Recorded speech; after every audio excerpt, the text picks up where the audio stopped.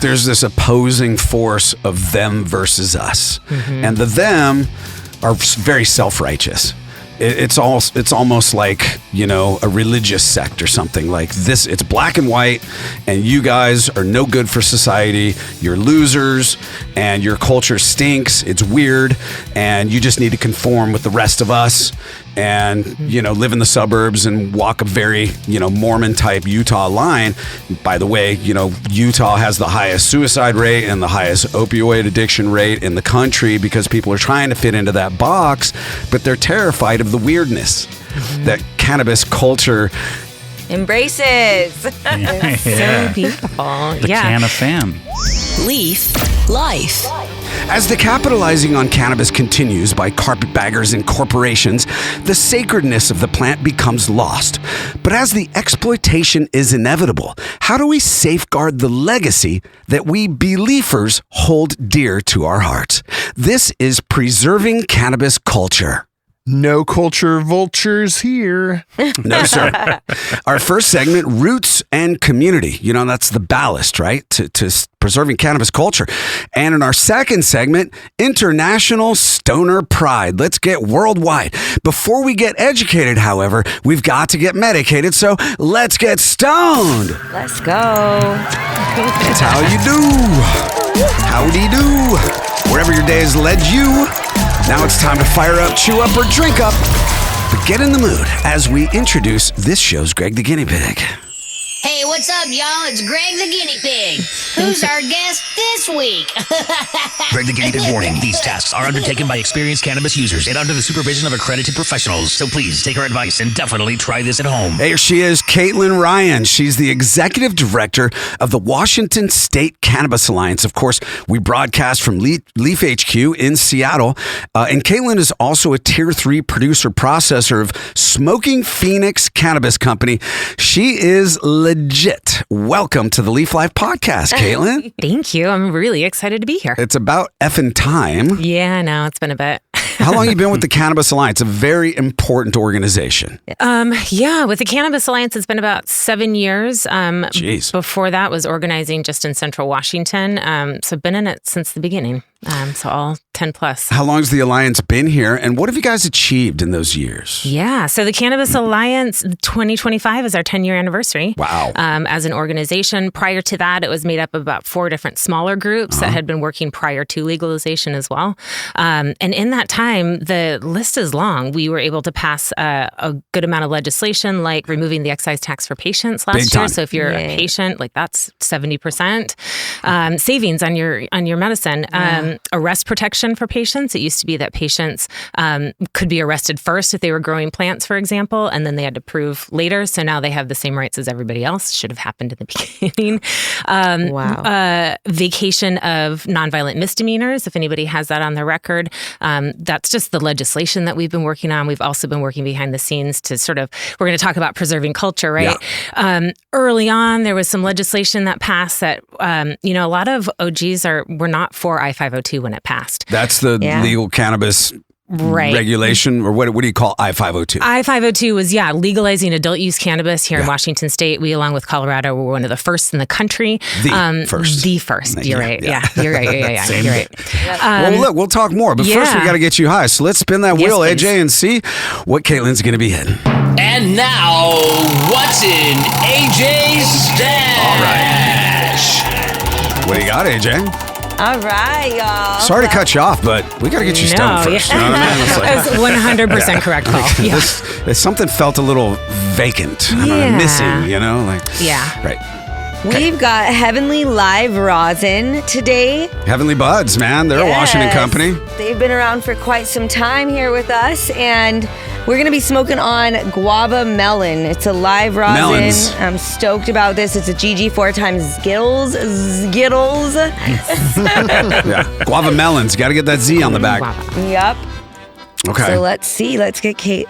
Now she's hitting out of the Oreo vape, right, Jerry? There we go. Yeah, the Oreo. The Oreo, that's your vape. Now you've been using that thing a lot. That has a reclaim jar on the bottom of the atomizer, so you can screw that thing off and put it in your eggs or your rice, right? And have you a little breakfast. Yeah, absolutely. It's fantastic. So I was the guest on the tech issue, and he invented this, and it's fantastic. Tech and Cannabis. Tech and Cannabis, yeah. And for a daily user, I can tell you right now, I have not seen a drop of reclaim make it into the percolator. Yeah. All of it stays in that reclaim jar. And you're absolutely right. It's all decarbed, so you can take it immediately, and it's great for ingestion. You just put it on something, and you're good to go. It's like an RSO almost, because it's all fully activated. Wow. Ario Vape. Yeah. At Ario Vape, ariovape.com. It's, the guy's an inventor, and he's made a machine here that, is a cut above the rest. In my opinion, AJ's taking a hit as well. Some tasty, heavenly buds. Yes. All right, let's get back to it and talk about preserving cannabis culture. The Cannabis Alliance here in Washington State. That's a huge part of what you guys do. It's not just directing regulations and telling the Liquor Cannabis Board how to navigate through this really wonky period of legalization, but it's also informing them of what's important to stoners and what needs to stay rather than be clipped, right? Because they'll cut the freaking heart right out of the body, and hope that the soul stays intact, I reckon. But the soul is the culture, and that's got to be preserved. Absolutely. And not just here in Washington, but a lot of states, this has happened where adult use has been passed in favor of sort of bigger business or the ability for a state to get their arms around it. And what has happened is actually a lot of cannabis-related activities have been recriminalized in a way that it wasn't even prior to adult use. And so preserving that culture has been actually about protecting people and allowing them to continue to do what they have been doing, especially things like gathering, being together, sharing like we are here today. That has become harder in a lot of states after cannabis has been legalized. And roots and community is the heart of cannabis culture, wouldn't you say, Wes? Well, I think that it's hard to quantify this culture. So much of this came from weed being illegal. Right. And so it's like what made rock and roll cool was when rock and roll was bad, outlawed, wrong, a moral, freak out over Ozzy. Elvis shaking his hips. Yeah. Mm-hmm. Same thing with hip hop. Hip hop was the best when it was underground, when it was about the art and the expression. So with cannabis, all of our culture came from an underground experience. All of our slang even was kind of a way to not get arrested. Yeah. More than it was like even an expression of culture. You just kind of tried to stay ahead of the lingo on the cops. And when you have all that swirling in a world of legalization and then hyper regulation and, capitalistic intentions on behalf of the state, it puts it all in conflict. And so our culture is somewhat being erased, but it's also being redefined. Mm-hmm. And I think that's a very hard thing if you're an OG. You're like, where'd my culture go? Yeah. I'm wearing my Randy shirt. Where my country gone? And then, for the new kids that are turning 21, it is a different culture. And they are interacting with the plant legally from the start, not in an underground way, not in a rebellious way. They just get to go to the store and be like, oh, I want this. And so it's a very strange time. And we need to both protect the old and accept the ushering in of this new culture and shape it in a positive way. And the roots and the community, again, are what started this culture and what has to maintain. And when we talk about being able to smoke cannabis as a community in public together, those shackles are very tight on our ankles. Yeah. Like we throw leaf bowls, and that's our cannabis competitions. Mm-hmm. And that's always a challenge to figure out how we can get everybody not just in the same room, but using cannabis and celebrating the plant as well. Yeah. Right? Absolutely. And at the Alliance, you guys are always fighting for that. Yeah. Here in Washington State, we've got legislation coming up here about allowing people to gather and smoke weed together. Technically, it's a Class C felony here still my for people to get together. And that, like you said, it's being redefined. And so without our ability to get together, that redefinition then is in the hands of those more corporate interests, in the hands of the state. We have a really powerful prevention community here in Washington State that has lots of it's reefer madness. We want to say 2.0 because some time has passed, but it's actually the exact same playbook. Yeah. I don't even think it gets a 2.0. And so making sure that people understand that community side of things, and as long as we're fighting for that, as long as we get to continue to talk about the beauty of the plant, we've talked about even this stuff here, like the terps, the tastiness of it. And what it does is it also allows us to sort of drop our borders a little bit, connect to one another. At the Alliance, we say hugs before handshakes. It's about mutual community, mutual aid to one another, especially in this upcoming political environment that we're all, I think, still trying to figure out what that is. I think we figure it out by standing side by side, by shoulder to shoulder. And cannabis, unlike anything else, is just this really magical connector across different types of people and communities. And that's what builds its own community. And so it really is kind of always in a redefinition. Yeah. And so we've just got to do that in a way that keeps that deep, special heart. Well, this month is our Culture Magazine. We're recording in 2025, February. Every year is our Culture Magazine, and we're very proud to have Gary Payton on the cover. We've had Cheech and Chong and beautiful artwork from Cabin 7 Originals out of Denver, Colorado, or Vegas. She's in Vegas. And so that is, an encapsulation of cannabis culture every month in the Leaf magazine, not just the February issue, but every single month. So it's really difficult to define what cannabis culture is, Wes, but you know it when you see it, don't you? Well, like, what is rock and roll? Right. Like, you can't really describe it, but when you hear it, you're like, yeah. That's it. I think it's also about finding a tribe. And, cannabis, our tribe has always been very, very diverse. I like to say 18 to 80, all genders, all races, religious, every form of human is connected by the plant. And that's very rare. Like, we're not going to all agree on politics or sports or food or really anything except the fact that we all love this plant. And that is the roots of our culture and our community. And so when we got it legalized, they took away our ability to gather, not just, in Washington, but in a lot of places. And that does kind of cut the roots right off. Mm-hmm. And it's like, okay, smoke your weed and go home. They made it illegal to literally hand a person a joint. In Washington. Like, that is as basic cannabis culture as it gets. Yeah. And they criminalized it when they legalized it. That just means we got to do more shotguns, Jerry. All right. Hey, CAITLYN, now it's time for you to play I Heart Bearded Loraxes. Okay. They call him the Bearded Lorax. Oh, hello. So adorable. A guardian of nature and a poet of the heart. I love his beard. With a beard of golden threads and eyes as deep as the ocean. He's so cute. He moves with grace and poise. What a stud. This is where devotion and enchantment weave a magical symphony. Now that's a real man.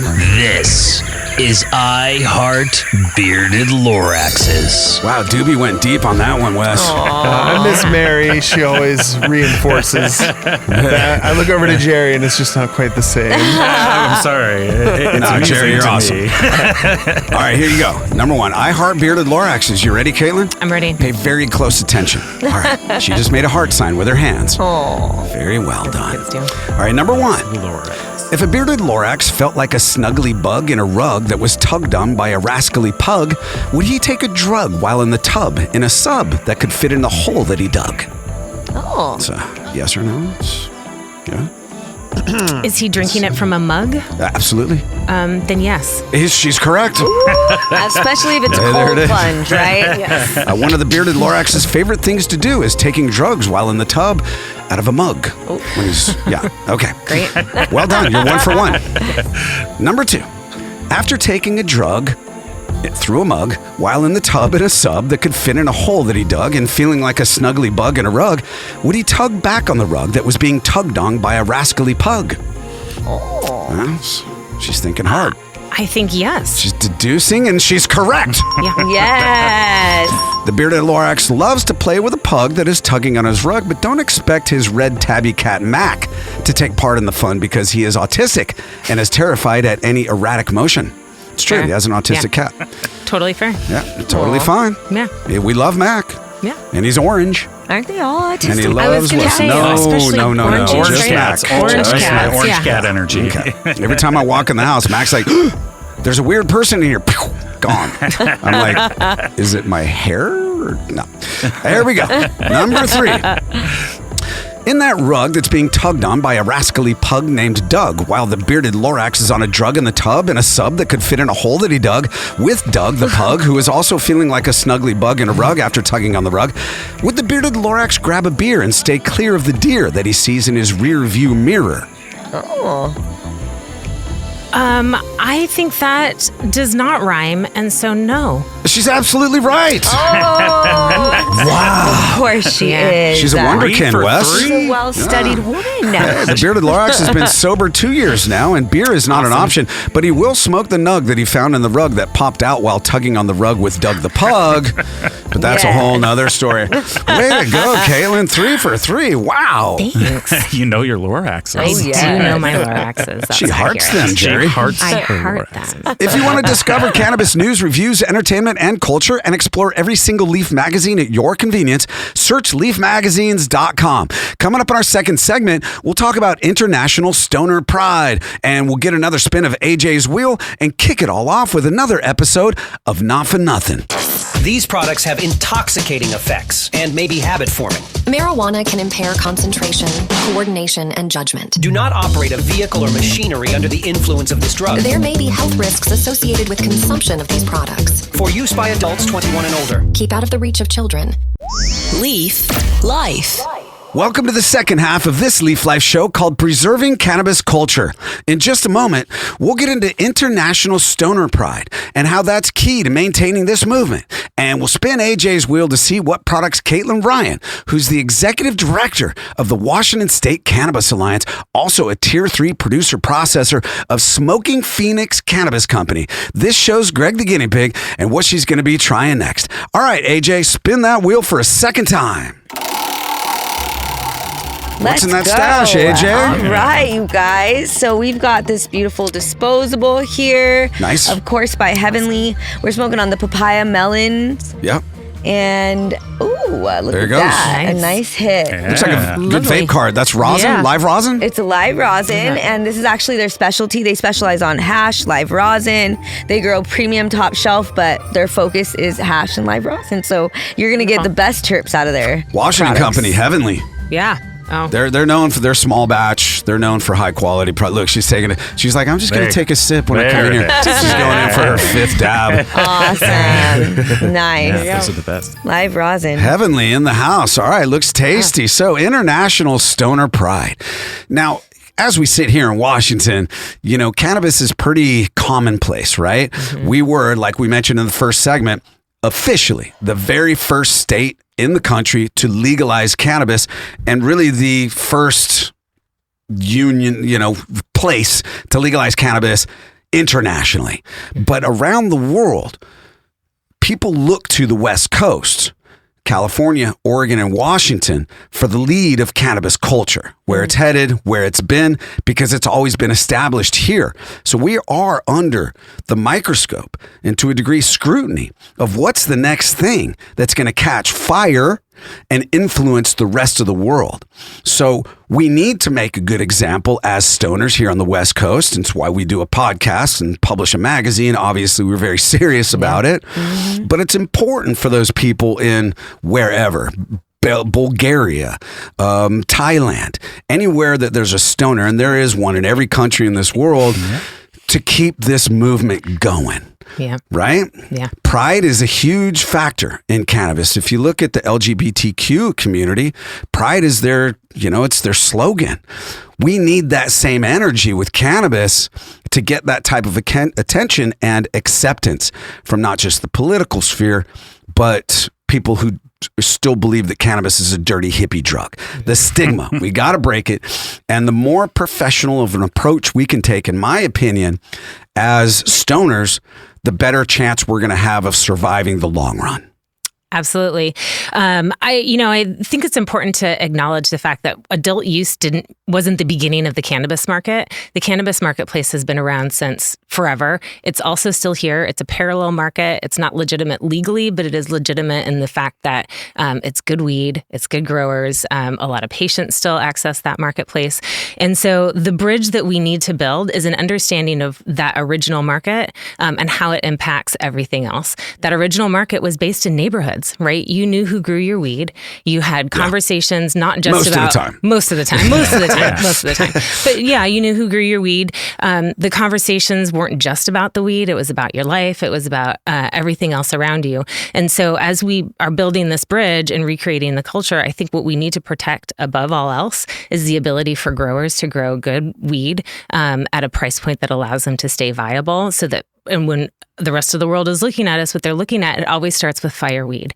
And so we need to make sure that we have the ability to continue to grow fireweed, not just mass-produced, high-volume cannabis. There's a place for that. Marketplaces have all different sizes. But if we're going to continue to set that culture, it's got to start with craft fireweed. And that starts in the home grow. Mm-hmm. And, one of the consequences of being first was that Washington's initiative was written based on tax revenue and restriction of freedom. And it was literally, written by Allison Holcomb at the time of the ACLU. I opposed the initiative. My publication did, The Leaf. It was us and like a Christian Republican newspaper out of Spokane. We were the only two publications in the state to oppose legalization. But Washington didn't allow home grow. Mm-hmm. We had a 75% tax. We had all these restrictions. And there was a lack of freedom. And I think the biggest hypocrisy is saying that you can't grow a plant, but you can go buy the finished version of it. And that's wrong to me. And so that culture of growing fire starts in the closet. And that's where people grew back in the day and in their garages. And then it grew into these warehouses and these giant multi-million-dollar facilities. But the heart and soul of weed is still the fact that it's a plant that you can grow at a small scale and provide your own medicine, provide your own, healthy way to recreate. And that will be how we overgrow the world is through spreading the seeds and, making people feel comfortable enough to grow and push it out into the world, because it is still very illegal. Most of Europe, very illegal, outside of Amsterdam, places like Germany, legal maybe to get it medically, but it's all Canadian weed imported or a South American weed imported. It's not a German growing weed for a German market. Mm-hmm. The world is still grappling with all this. And so we have to fight for the culture to protect it. We have to fight for the plant to protect it, because otherwise this could all still go to Big Pharma. It could all still go to Monsanto. Mm-hmm. We could still lose, we might even think of today's market as being like pretty, mids dominated and big ag dominated. It's not even close to close. They're pushing for that. Trust. The absolute disgusting version that real big ag would bring to this. So we have a lot to fight for, a lot to be thankful for, and a lot to continue to define. Yep. And that for us as a magazine is great because our work is never done. As an advocacy group at the Alliance, the work is never done there either. There will always be bullshit regulations to try and change, and farmers and business people to advocate for. And then as grower, that your work is never done because it's always the next crop, the next strain, the next product. Yeah. But I think that's what drives us all. We'd probably be pretty bored if there was nothing to do. As an advocacy group, you're so vital to that legislative process, because the vast majority of people who are writing these bills and initiatives have zero experience with the plant, let alone the culture that's developed from it. And so that's how we wound up with these absurd laws, because they just simply don't understand. So to have people who are a part of that culture, who are not only politically representing the vast majority of consumers or the people within, but it's vital to expand that understanding of proper legislation and why they're doing. How is it that Ohio is more progressive with their cannabis laws than Washington State? Yeah. Like how one of the most liberal places in the world. Like that doesn't make sense. It's because they don't understand. They aren't a part of the culture. Right. Yeah. And you feel like there's this opposing force of them versus us. And the them are very self-righteous. It's almost like, you know, a religious sect or something like this. It's black and white, and you guys are no good for society. You're losers, and your culture stinks. It's weird, and you just need to conform with the rest of us and, you know, live in the suburbs and walk a very, you know, Mormon type Utah line. By the way, you know, Utah has the highest suicide rate and the highest opioid addiction rate in the country because people are trying to fit into that box, but they're terrified of the weirdness that cannabis culture embraces. It's so beautiful. The can of fam. I'm curious, like, what you think the next, or I guess, what's the next steps, the agenda, you know, that our leaders are starting to cultivate for us to protect and secure, like, the roots of this, community gatherings. Like, I'm very curious about that, especially as a magazine, you know, and media channel. Like, that matters a lot to us. But also, like, I heard that we were making some progress with home grow. Yeah, absolutely.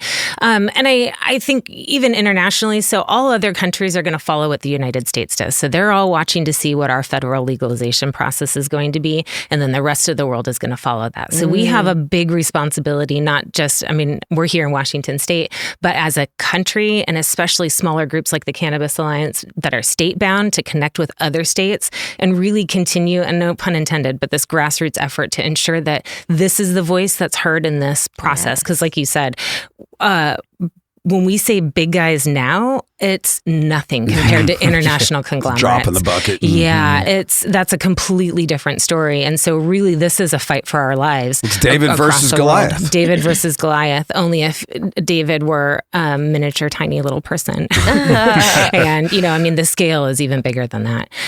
But what we're doing here in Washington, and this connects to all the things, like I said, social consumption, which is the ability to have lounges and get together and have parties. We're one of the only adult use states that does not allow for some form of home grow for regular folks. Patients can do it here right now, but everybody else, it's a classy, it's not even that it's illegal, but it's a classy felony here to grow a plant at home for something that you can go buy in the store. That might have a seed in it.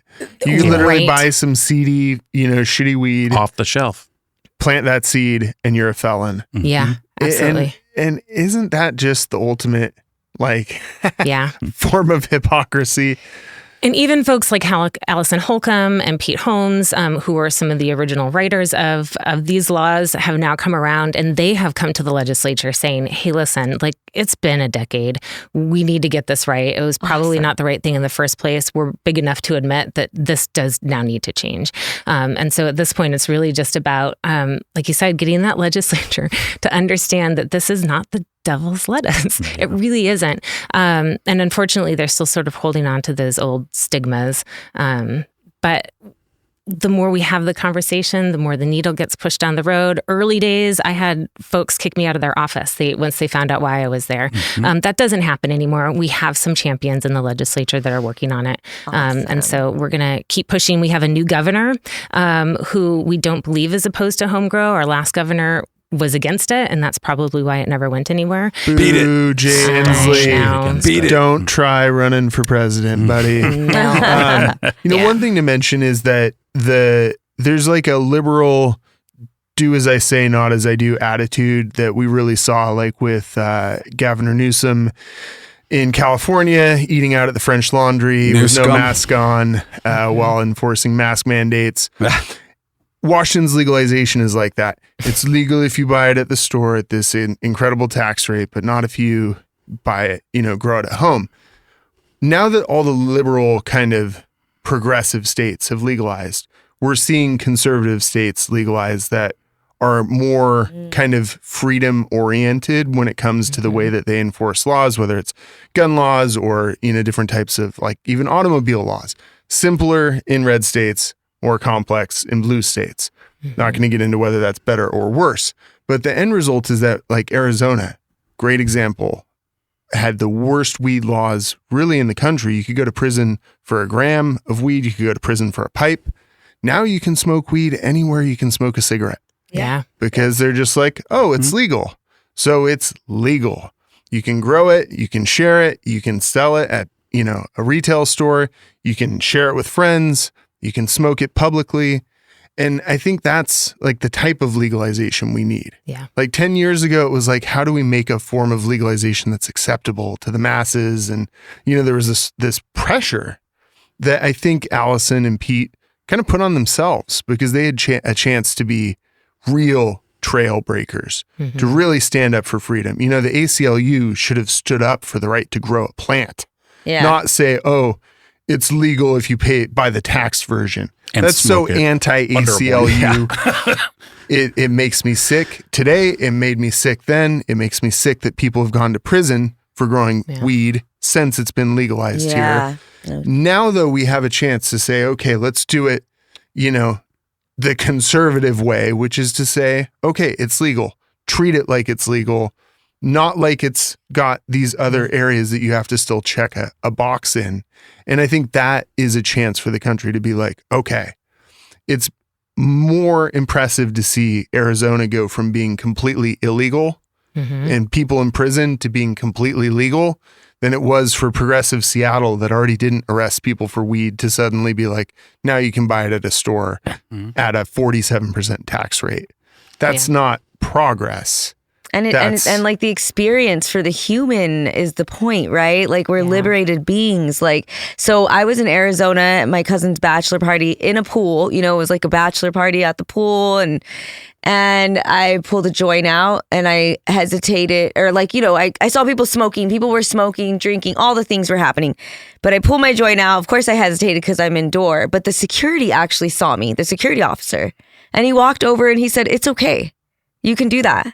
And I was just amazing. That was like an amazing moment for me. I was thought you were being bad. Oh my gosh. No, it was just such like a what moment are you? And then I even had to ask him twice. I'm like, are you joking right now? Or are you serious? Is another security going to come? And no. And it made me feel so good, you guys, like so accepted. And on top of it, I noticed that nobody reacted to it. Like people might have smelled it and looked over because it smells good in the air. Like you got to admit, right? It's very recognizable.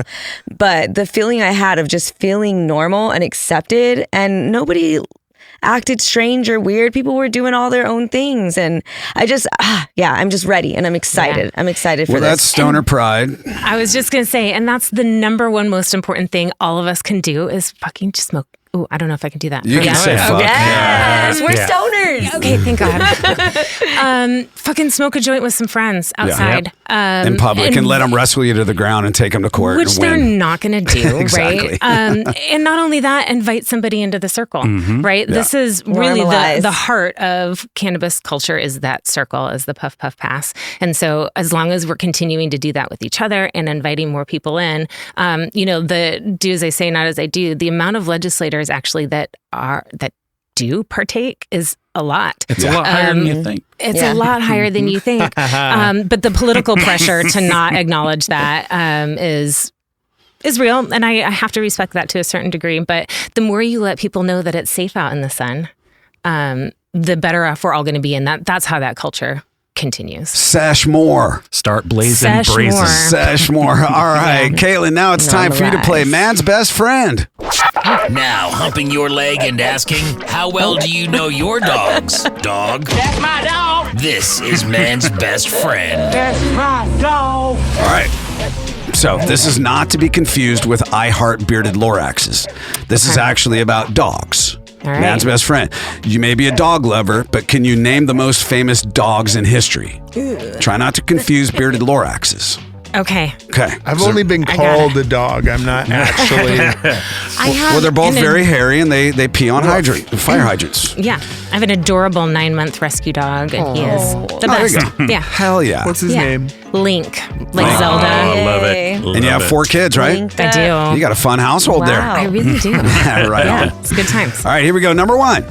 This animated movie character, who was voiced by John Travolta, earning him his second Oscar nomination, became the top-grossing dog film of all time, pulling in $310 million in revenues in 2008. What's the name of the dog? Of the dog? Animated. Yeah, the dog or the movie. The dog's name was the movie. 3, 2, 1. Snoopy. That's a hell of a guess. Not really. Snoopy doesn't talk. It's Bolt. I was gonna be like, Bolt. Bolt. It was John Travolta. Travolta's That movie made me his cry. first Oscar. Oh, you've seen it. I have a Well, couple of times. then I you have kids. deserve to miss it. You were 3 for 3, man. Yeah, I know. Travolta's first Oscar nomination came back in 1977 for his role in Saturday Night Fever. oh yeah. Right? You know that dance, right, AJ? yeah, Oh, hell yeah. Disco, baby. definitely. Let's go. You can All right, tell. number 2. This 2011 comedy series starred Elijah Wood, who forms a unique friendship with his neighbor's dog. But as everyone else sees him as just a dog, he sees him simply as a surly Australian bloke wearing a cheap dog suit. What's the name of the show and the dog? It's a W. Yep. Wilford. Yes. Is that right? They're involved in the cannabis space. It's Wilfred. Wilfred. Yeah. Wilfred was played by Jason Gann, who also has a cannabis brand called Wilfred Cannabis Pre-Rolls. Yeah, And Jason cool. follows Wes and me on Instagram, BTW. And recently he ran for office on behalf of the legalized Queensland Party in Australia. He's Australian. Wow. You go, Awesome. bro. Appreciate Yeah. you, Jason. Much love. Thank you for working down under for Hey. all of us. And then number 3. This good boy is a straight up hero, because without him, not only would the Wizards still be hoaxing poor suckers in Oz, but we would have never had the brand name after him, who produced the awesome hit songs Rosanna and Africa. Toto. Yeah. Right? Yeah. Is that Good there? job. Oh, Yeah, man. perfect. CAITLYN, good job. Where can we find you on social media and the Alliance, please? Yeah, the cannabisalliance.us, and we're at the Cannabis Alliance at pretty much just every platform. Instagram's probably the best place to find us. And you personally? It's just CAITLYN Ryan. I'm not super active because really With a C, CAITLYN? with a C, pouring all my energy into what the Alliance is doing. And links, Instagram? Link's Instagram.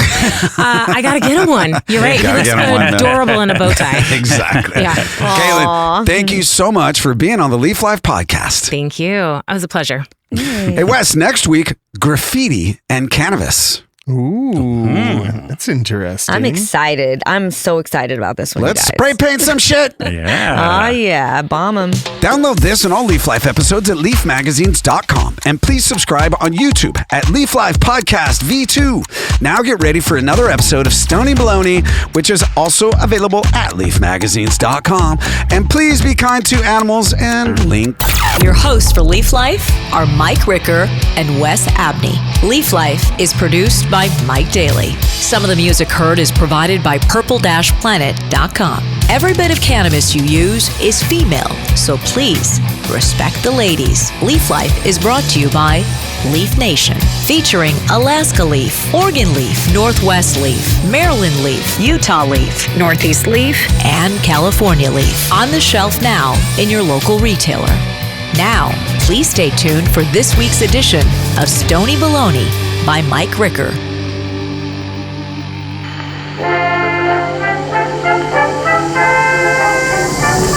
Stony Baloney by Mike Ricker.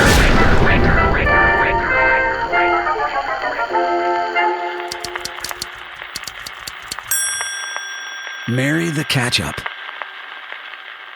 Anyone who's ever worked in a restaurant knows that when you have 2 half-empty bottles of the world's most popular condiment, you pour one into the other to make one of them appear fresh and new while the other gets tossed. It's called marrying the ketchup.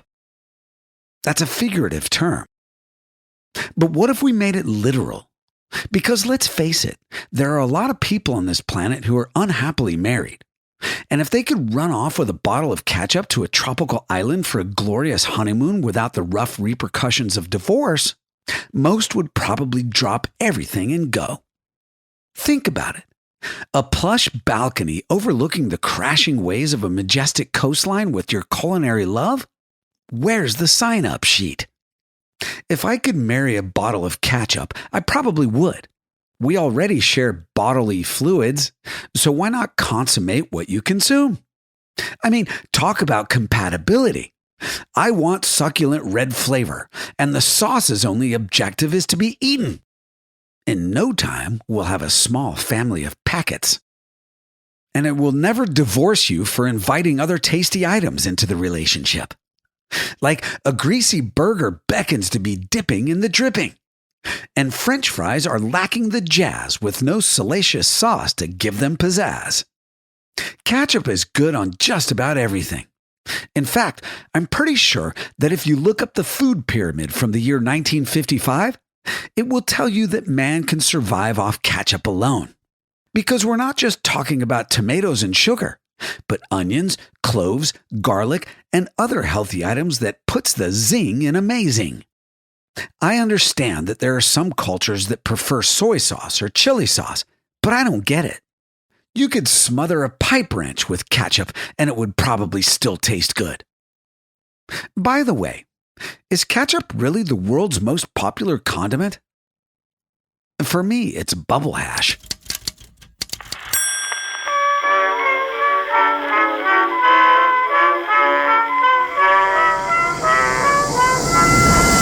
Stony baloney. These products have intoxicating effects and may be habit-forming. Marijuana can impair concentration, coordination, and judgment. Do not operate a vehicle or machinery under the influence of this drug. There may be health risks associated with consumption of these products. For use by adults 21 and older. Keep out of the reach of children.